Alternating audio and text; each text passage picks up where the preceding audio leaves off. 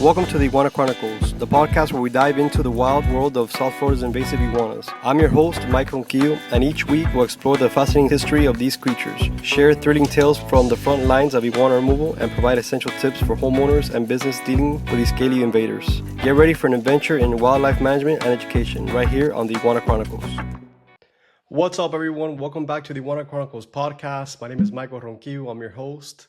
So today we have a very special guest joining us. He's well known around Miami-Dade County and globally as well. Ron Magill. Welcome, Ron. Thank you. It's a pleasure to be here, Mike. Ron, how's everything? I'm just catching up, building programs. I got to give a bunch of presentations next week, so I'm putting them all together. Awesome. I've been really impressed with all the work you've done, locally and globally, especially in our local community. Especially, the recent one you just did for the Pine Rocklands. How's that going?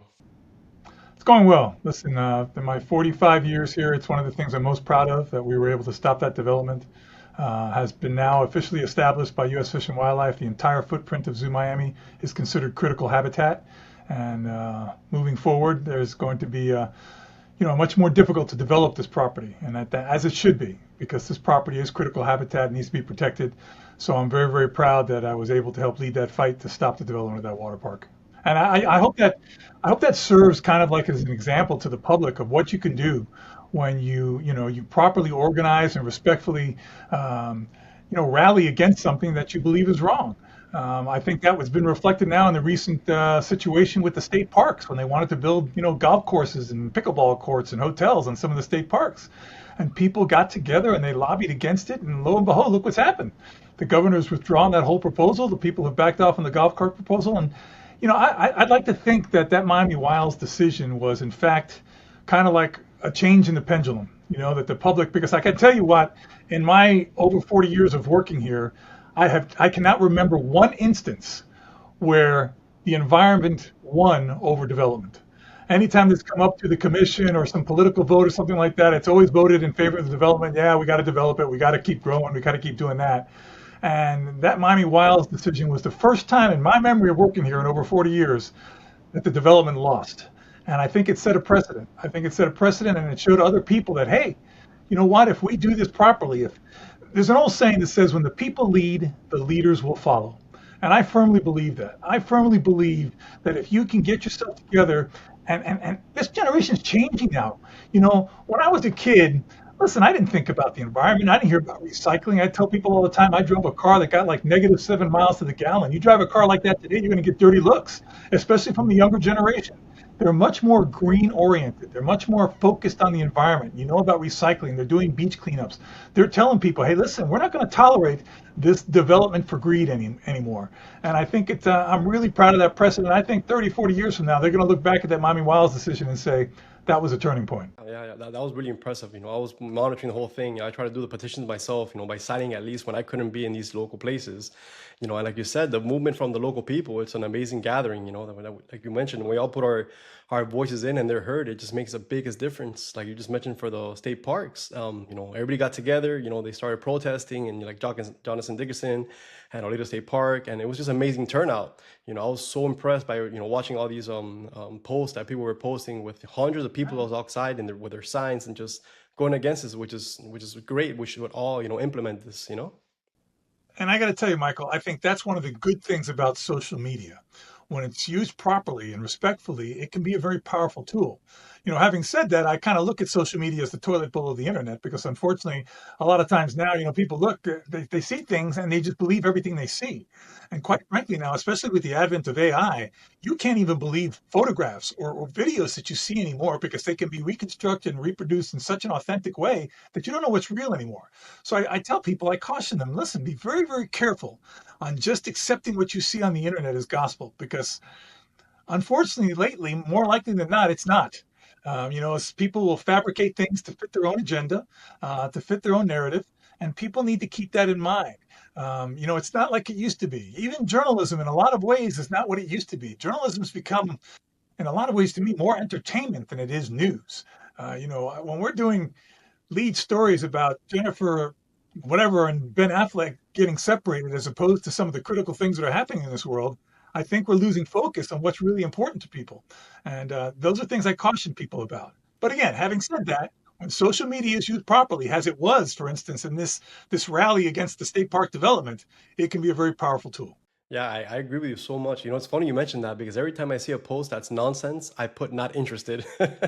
So it doesn't keep showing up on my feed. You know, I always like to see stuff that's going around the local neighborhoods, special events that are going on, so I can follow stuff that actually makes sense and actually, we can, do something with it, not just like you mentioned, Ben Affleck and Jennifer Lopez. I'm not really interested in those things. Exactly. What do I care? What do I care about that? Yeah, that's true. And for those people who don't know, so what local native animals are impacted in these local parks that are protected? Well, a lot of them. We have, listen, there's a bunch of native wildlife where they be common things like raccoons and possums and squirrels. They all depend on these green spaces. They provide protection, they provide habitat, they provide food for these animals. And these animals serve a purpose. They're not just there to exist. I mean, many of them are seed dispersers, very important seed dispersers. Many of them control problems. People don't realize they look at possums and they think possums are like big hairy rats. They're not rats at all, of course. They're marsupials. But one of possum's favorite foods are ticks. I mean, they feed on ticks. And when you think of what ticks can spread, the disease that ticks can spread, they have natural immunities to decaying wildlife, to carrion that they will also feed on. So they're kind of a cleanup crew. They're really important. And contrary to popular belief, they're not going to attack you. They're not going to bother you. Now, a possum wants nothing to do with you. Yeah, if you corner one, it's going to hiss, it's going to open its mouth, it's going to look really mean, but it's not going to attack you. Um, what people need to realize also is that with our native wildlife, we shouldn't be feeding our native wildlife. We need to have these green spaces so the native wildlife can learn to find its own food. It's basically adapting and survivability. So people think they're doing these animals favors when they start putting out trays of food for them. They're not. They're not doing them favors at all because one day that person might not be there to give the food, and now these animals have lost their ability to adapt to gather their own food. These are all, we've got to allow nature to take its course in that respect. So these green spaces, these state parks, they all provide conduits for these animals to survive, to move from one area to the other, so you don't get these little isolated, fractured populations that become inbred and all kinds of other situations because of that. So yeah, again, I cannot overstate the importance of how important it is to protect these areas for this wildlife. But listen, at the end of the day, by protecting this wildlife, we're protecting ourselves. We're protecting our own quality of life. I agree with you 100%. And it's funny you mentioned the possum because we get clients all the time saying, I have possums in my backyard. They're fine. Leave them alone. They eat roaches. They eat garbage. They eat ticks. They're beneficial for your property. Trust me. Absolutely. I get the same comment all the time about foxes. People are afraid of foxes. Foxes will never bother you. They won't bother you. They won't even bother your pets, unless you're going to leave your little parakeet out on a stick outside. I wouldn't do that. But generally speaking, cats and dogs, foxes don't want anything to do with. Foxes are feeding on rodents, on basically vermin. That's what they feed on. They're a great cleanup crew. Now, coyotes can be another situation, and we do have them here now in much, much larger numbers than we had 10 years ago. And I think those numbers will continue to increase, if not, at least stabilize the numbers that they are. You need to be careful with coyotes, of course, but I don't want people thinking they see a coyote into panic because I get calls here at the zoo all the time.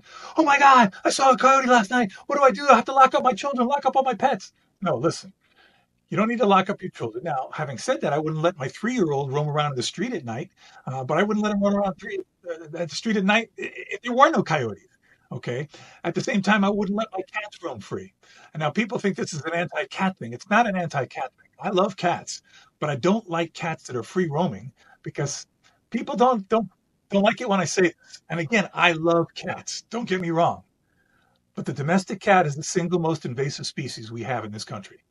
Domestic cats are responsible for killing more native wildlife than any other single species on the planet. So we need to keep that in mind. Now, the coyotes may have something to say about that because coyotes will go after cats. They will proactively go to kill cats and small dogs.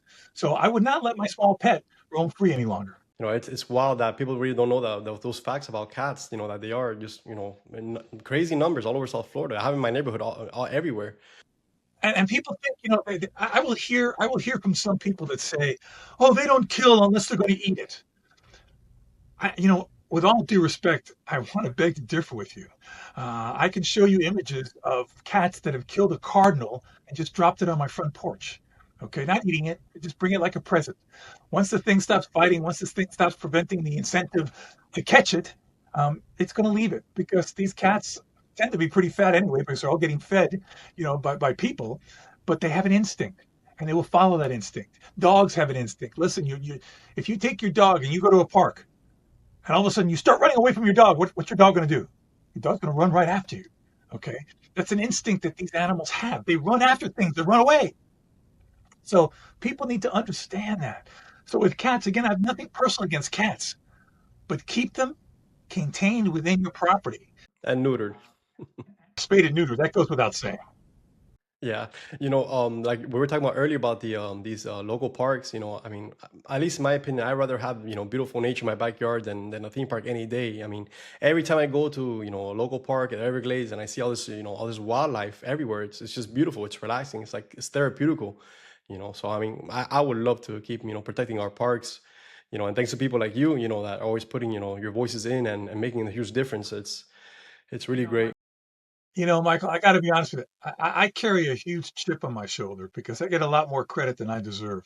I've been very fortunate that I started here a long time ago. And when I started working at the zoo, people who worked with animals because they didn't want to work with people. That was generally the consensus. I don't want to paint with a broad brush, but 45 years ago, that was the case. People worked with animals because they didn't want to work with people. Um, I had it very easy to be able to go out and speak with the media. The media was very kind to me over so many years. I loved telling stories about the animals. A lot of things that I get credit for is I'm telling the stories about the people who are actually doing the work. I'm not even doing the work anymore. I'm telling the stories about the people who do the work. They're the ones who deserve the credit.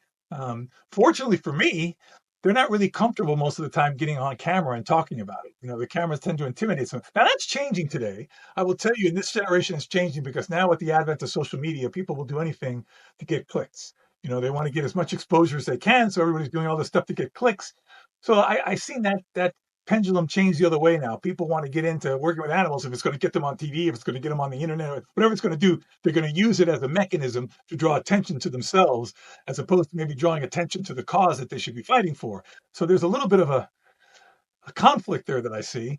But at the end of the day, I've been very, very fortunate to be in the right place at the right time, to be surrounded by really great people who do great work, and to be very, very embraced by the South Florida media and the local and national media for that purpose too, that have allowed me to have a platform to help to speak to people and tell the stories that are important to educate them. That is amazing.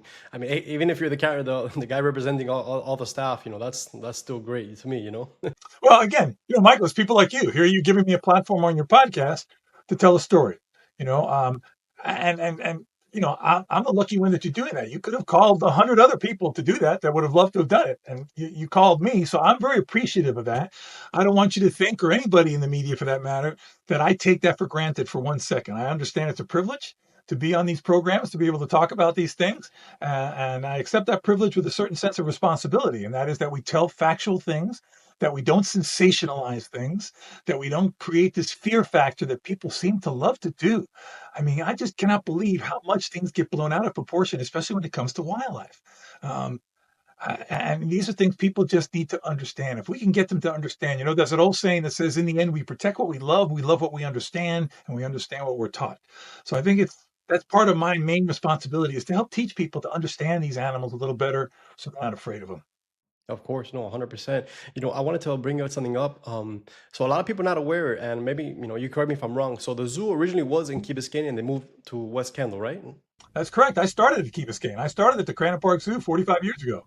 So, that was before this zoo was built. So I was part of that whole, relocation. Key Biscayne out here from these tiny little horrible cages that we had on Cranham Park Zoo. I mean, the zoo itself, the park was beautiful. It was right there on the key. It was surrounded by great trees, by the ocean. It was gorgeous.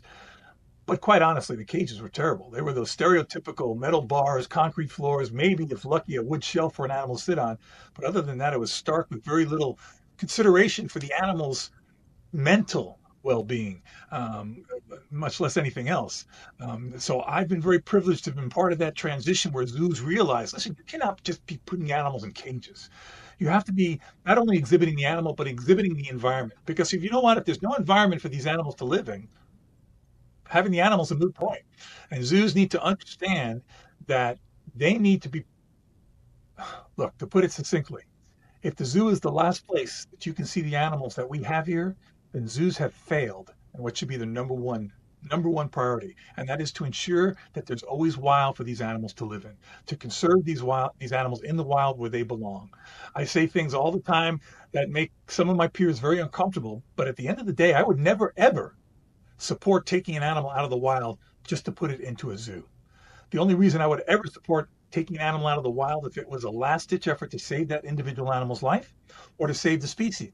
And zoos have played a major role in several species.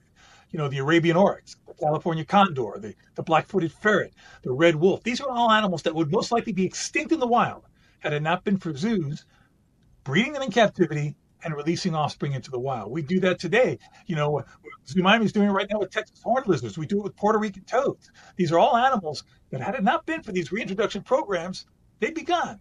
Now, I don't want to come off as saying, well, that's what zoos do. We breed animals for release back into the wild, because that's a lie. That's a lie. The overwhelming majority of animals that are born in zoos will never, ever be introduced back into the wild. Being introduced back into the wild is by far the exception, not the rule. But having said that, there's a lot of information we gain by maintaining these animals under human care that we can learn to apply to the animals in the wild. That's impressive. That makes it makes a lot of sense. What you guys doing, you're doing in the zoo. I mean, it makes the world of a difference. And are there any new animals you guys are currently working with? Oh, working with a lot of animals. We just got in recently a brand new greater one-horned rhino, the greater Indian rhino, which is one of the, a highly threatened species in the wild. Um, be part of a breeding program that we have here. We were the first zoo ever to successfully have a greater one-horned rhino born as a result of induced ovulation and artificial insemination, the combination of the two, the first ever in history where that was successful. So these are all things, these things that we learn with these animals under our care can be applied to the wild. And I'll give you a classic example. Let's say rhinos are really getting, highly endangered in the wild, which they are. Many of the species are incredibly critically endangered. Um, but the governments are not going to let us take those animals out of the wild to breed them in captivity anymore. And we have a limited population in captivity that is now very inbred. We need new blood. So we're saying, well, we need new blood. How are we going to get new blood? Well, if we've now perfected the art of artificial insemination, we don't have to take an animal out of the wild. Go to the wild, we can mobilize the animal, collect the sperm, let the animal go back in the wild, and bring his DNA material back here. And all of a sudden, we have injected new bloodlines into the captive population. A lot of the things you hear today about IVF and stuff like that with human beings is stuff that was perfected working with wildlife, working with animals.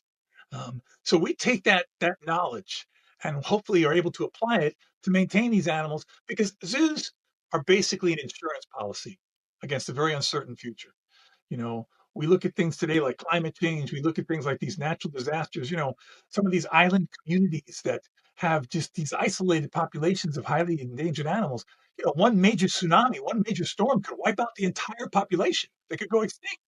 So that's the purpose that zoos serve. They serve as this insurance policy against a very uncertain future. That is amazing. And those steps that you guys take to go out of the way, to make this happen, it's truly incredible. Well, it's a team effort. A lot of people work together. It's not just us here at the zoo. We work with different organizations around the country, around the world, cooperatively to combine the knowledge, to collaborate together to make these things come to fruition. And do you have any current like fundraisers or anything like that? Um, we always are trying to raise funds for the zoo. We're getting ready to break ground, hopefully soon, on a brand new hospital that is going to be, well over $20 million hospital, one of the top state-of-the-art animal hospitals and zoos today. We're also working on expanding our Sumatran tiger exhibit to make it kind of more of a personal experience, where they have a nose-to-nose, where you'll be able to go up to the glass and the tiger will be able to come right up to you in the glass. So we're getting ready to open a brand new expansion of the amphitheater that is going to give people an opportunity to see some of our ambassador animals much more closely on a much more regular basis. So there's constant construction, constant things going on. So the zoo's changing every day. I remember the founding director when he hired me. He says, "Remember this: that the zoo is a living thing, changes every day. Things die, things live, things are born, uh, but it changes every day." So I have to ask you, what's your favorite animal? I get asked that all the time, and I guess all the time. I guess the politically correct thing to say would be, the last animal I worked with. But in reality, I have two animals that I have been very privileged to work with in the wild. and have worked very hard to try to promote conservation for them in the wild. They are number one, the harpy eagle. It's the largest, most powerful bird of prey on earth. When I say bird of prey, I'm not talking the condor. People will say, well, it's kind of a bird. No, I'm talking about a bird that kills its prey. That's going to be the harpy eagle. And to put it in perspective, a bald eagle is our national bird, pretty impressive bird. Female bald eagle can be about 8 to 9 pounds. A female harpy eagle can be close to 18 pounds. Talons bigger than bear claws. I've seen a harpy eagle take a sloth out of the canopy at 50 miles an hour and just keep on flying with the sloth in its talons. It's one of the most impressive, beautiful, stunning animals I've ever worked with. I was very proud of a project that I did in the Republic of Panama, where we started a big harpy eagle conservation project. Whereas when I first started traveling to Panama 30 years ago, nobody knew what a harpy eagle was. But thanks to the project that I was able to start and carry the flag for, back in 2003, I think it was, I got the Panamanian Congress to pass a law officially declaring the harpy eagle the national bird of Panama. So you go to Panama now, it's on their crest, it's on their police badges, it's all over the country. It's their national bird. And it was because of a conservation project that I started, many years ago. The other animal that I'm very, very passionate about. Not that I'm not passionate about other animals, but the top of my list are cheetahs. Um, I started the Cheetah Ambassador Program here at Zoo Miami more than 20 years ago. Been able to raise hundreds of thousands of dollars for cheetahs and their conservation. I serve on the board for cheetah conservation in South Africa. Been able to travel to Africa over 50 times to work on different projects, including cheetah conservation projects. So that's a project that I'm very passionately um, supporting. And the cheetah is an animal that gets a bad rap. People see a spotted African cat and they're afraid of it. They think it's going to kill you. They think the cheetah is a chicken. It's not a dangerous cat to anybody. I've never heard of a cheetah attacking a human being anywhere in the wild. These are not cats that are dangerous in that respect. They are the fastest land animal on earth, and they use that speed basically to run away from predators in many ways. But in addition to, of course, hunting their prey, but they'll run away uh, uh, rather than confront anything like a hyena, a leopard, or a lion, which is going to try to kill it. So cheetahs and harpy eagles, those are my two favorite animals. That's super, super cool. You just educated me on some of those animals. I didn't know, some of the things that you mentioned. Yeah, that's amazing. Getting a sloth at that speed, that's incredible. And I've seen it with my own two eyes. It's pretty impressive. Pretty impressive. Yeah, yeah. I've actually seen a lot of your photography work. It's pretty, it's impeccable. It's amazing. I'm very lucky. I tell people when they're very kind to compliment my photography, it's very hard to take a bad photograph in the places I get to go. So I've been very, very lucky that, I'm not as good a photographer as my photographs seem. I'm just a very lucky person to be at the right place at the right time. That's incredible. That's amazing. So, Ron, I wanted to ask you, what's your personal opinion on the current problem that we have with invasive iguanas in South Florida? It's a terrible problem. And, people are just now finally starting to pay attention to it. Why? Because now it's starting to affect them economically. Unfortunately, the public doesn't seem to get really concerned about things until it affects them in their pocket. When the iguanas first started showing up, it was like, oh, this is so cool. Look at the tropical iguanas. It reminds me of when I was in Mexico or I was in, Costa Rica or all these things. It's like, the tropics, right? And then all of a sudden they started getting more and more iguanas, and these iguanas started leaving some huge presents around their pool, started leaving presents on their front deck. All of a sudden, the person who had this beautiful collection of hibiscus trees didn't understand why they weren't having any more flowers. Their gardens were being ravaged. And more importantly, in a lot of ways, these iguanas started undermining roads, started undermining seawalls, started creating these deficiencies in these structures that to repair started costing people major money. Uh, that's a big concern. I have nothing personal against iguanas, but at the end of the day, they don't belong here, and they're causing damage to the environment, both economically and environmentally. Let's not forget, reptiles, generally speaking, are pathogens for salmonella. When you have a reptile as big as an iguana, it's a much bigger conduit for salmonella. When they leave these massive piles of feces around your pool, around your decks, around the places where other animals can get into it, or you can get into it, whatever it gets into your pool, that now presents a health hazard, which is another issue. Now listen, these iguanas are not going to attack you. Having said that, I do not recommend anyone try to catch one on their own, because any iguana of any decent size is going to tear you up if you try to grab it and you don't know what you're doing. Not just with its teeth, which can give you a very serious bite. But with those claws and with the tail, it'll whip you up. It'll slice it. I mean, people don't know this thing has a myriad of weapons that it can use when it's trying to defend itself from what it thinks is something trying to kill it. I mean, I don't blame it for doing that. But people think, oh, it's just a big lizard. And, they've seen those pictures of the guys walking on Key West with the iguana draped on their shoulders. Oh, I want one of those as a pet. It couldn't be any further from the truth about how iguanas are naturally speaking. Can you tame an iguana? Yeah, of course you could probably tame an iguana with time. But when you're talking about these wild iguanas that are running all over the place in South Florida, those iguanas are not tame. You try to corner one, you try to catch one, you're going to get yourself hurt. So I always tell people all the time, don't try to do that on your own. Call a professional who can do it. The people who can remove these things and do it humanely. That's the other thing that I have a real issue with. As much as these iguanas don't belong here, it is not an excuse to inhumanely dispatch them. Um, that's a big issue that I have with people thinking, oh, I'm just going to go out there, and hit it with a baseball bat or, start shooting. Listen, there are humane ways to dispatch these animals. People have been taught to do it the right way. It's sad that it's come to that, but I support the humane disposal of these animals wholeheartedly. And people hear that from me, they go, oh my God, Ron, I thought you were an animal lover. I am an animal lover. But that's all the more reason why I support these animals having to be managed and controlled to take them out of the environment, because their existence can affect the health of native wildlife here.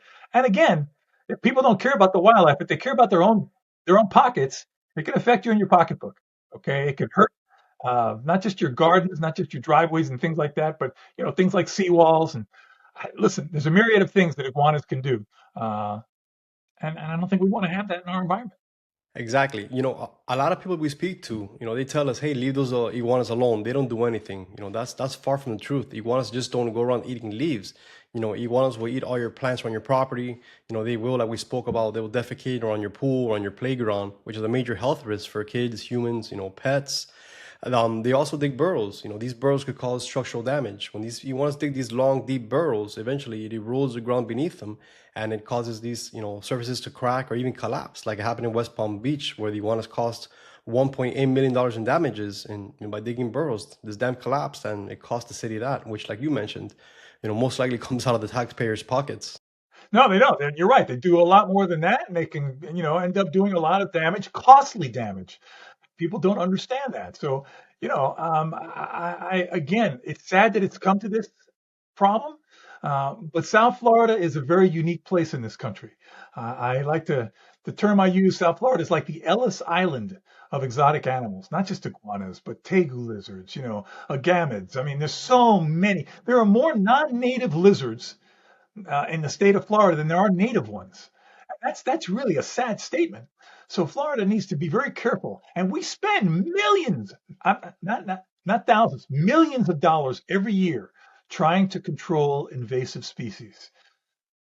And that's not money that's growing on trees. That's money that's coming out of people's pockets. Though they might not realize it directly, people are paying for that with your tax dollars, with what's being funded through the state and the county to control these invasive species. So people don't understand that, because when an iguana escapes in New York in the first winter, it's dead. Okay, that's nature's way of controlling. When they escape here in South Florida, it's Club Med. Okay, they're just thinking, oh my God, it's paradise. I've just got everything here, and don't have a lot of natural predators. Now, having said that, I have now seen twice, more than one occasion, I've seen twice a raccoon kill and eat an iguana. So, I mean, I know there are going to be some species, and I've seen some birds of prey.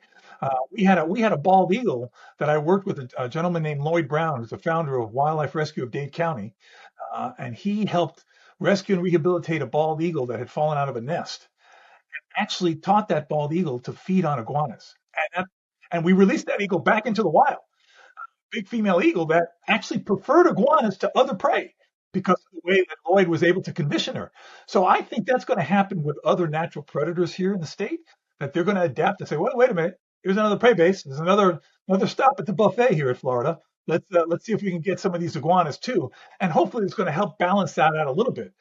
But having said that, I still don't think it's going to be enough in the immediate future. And we need to have other control issues to try to contain these animals. That is really important to implement different ways to, eradicate these invasive species. These a lot of people say, oh, I only have 2 iguanas in my backyard. What they don't know is that these iguanas will lay up to 70 eggs a year, and now they have 72 iguanas. And when these iguanas disperse from the ground, they're going to cause a ruckus all over your property, whether it's a school, a business, it doesn't matter. When these iguanas hatch, they have a ferocious appetite for certain plants. And as they grow, again, they just can keep increasing, doing more damages, and pooping all over the place. So it's always, recommend to always, hey, remove them instead of just saying you have two iguanas to avoid these problems. And again, unfortunately, a lot of people have to take the test before they get the grade. You can tell them everything you want, okay, but now I'm going to take the test, and they're going to fail. And when they fail, they go, okay, Michael, you know what? I need to get rid of these iguanas. But we shouldn't have to wait until the damage is done. You need to try to believe the people who have experience, the experts who've worked with these animals, the people who are facing the challenges that these animals are causing every day, and try to be a step ahead. And not only homes, schools as well. We do schools all over South Florida. We've helped out tremendously, again, because they want to avoid these bodily injuries, these health risks. We're doing one school now that we started, the school surrounded by water because, they're on the bay. And we removed over 300 iguanas from this one school alone. The school's doing an excellent job by, implementing the service, and they're keeping their kids safe, their staff safe, and avoiding all these costly repairs, So that's exactly what every school should do in South Florida. Absolutely. And again, people, there are going to be those who are saying, Ron, I can't believe you're advocating the removal and dispatching of iguanas. But let me make something very clear. Once you catch an iguana, by state law, you have to euthanize it. You cannot release that iguana back in the wild. By doing so, you're breaking the law. That's a law, that once you catch an iguana, it has to be euthanized. Okay. So, I don't know what else to tell you. It's unfortunate we have gotten to this position, but it's our responsibility as stewards of our native habitat, of our natural environment, to protect it. And part of protecting it is removing these invasive species. It's funny. I've always said, I really wish all the ones we catch, we could put them all in a container that, it could keep them alive for a long time. And then we could, take these ones back to their native, region, so they could just be, free to where they, should be. Yeah, it's just not practical. It's not economically practical. But of course, they could get diseases, they could get sick and cause other, they could have diseases and cause other iguanas to get sick in their native range. So for anybody that's listening to this podcast or watching this video on YouTube, what can they do to help our national parks, our local parks, and our native species? Listen, never be afraid to speak up. The only thing I say is do so responsibly and respectfully. If we're going to have people start throwing out profanity and cursing at politicians and screaming and interrupting meetings and being rude, that's not going to get it done. But if you get people together organized, respectfully, create an objection to something, you'd be surprised how much you can get done. Again, use the Miami Wilds thing as your example, as your litmus test of what can get done when people work together respectfully and righteously. Ron, thank you again. It was a true honor having you on our podcast. My pleasure, man. Good luck with your work. All right, guys. I really hope you guys enjoyed this episode. We had that special guest, Ron. He's an amazing individual. If you guys have any questions about our local parks, our native species, and, want to do your part to help it, just shoot us an email. Make sure you guys like this podcast and make sure you subscribe to not miss an episode. Until next time, see you guys later. Thanks for tuning into the episode of the Iguana Chronicles. We hope you enjoyed the deep dive into the challenges and triumphs of managing South Florida's iguana population. Don't forget to subscribe, rate, and leave a review wherever you listen to this podcast. Stay informed and stay proactive. Together, we can make a difference. Until next time, keep an eye out for those iguanas.